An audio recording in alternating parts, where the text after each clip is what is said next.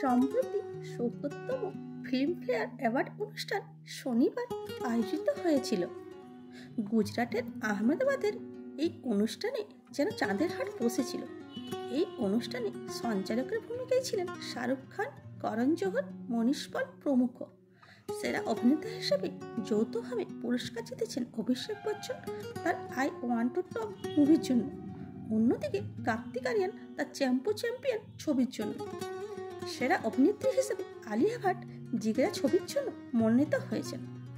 অন্যদিকে লাপাতা লেডিস মুভিটি 13টি পুরস্কার জিতেছে। বর্ষীয়ান অভিনেত্রী জয়া বচ্চনকে তার মেয়ে শ্বেতা বচ্চন ও নাতনি নভ্যা নবীনী নন্দার সাথে এই অনুষ্ঠানে অংশ নিতে দেখা গেছে। হোয়াইট কালারের সালোয়ার কামিজে জয়া বচ্চন ফিল্ম ইন্ডাস্ট্রি নিয়ে কিছু কথা বলেন। বলিউড অভিনেত্রী কাজলও এই অনুষ্ঠানে অংশ নেন। ব্ল্যাক কালারের নেট শাড়িতে কাজলকে খুবই হট দেখাচ্ছিল।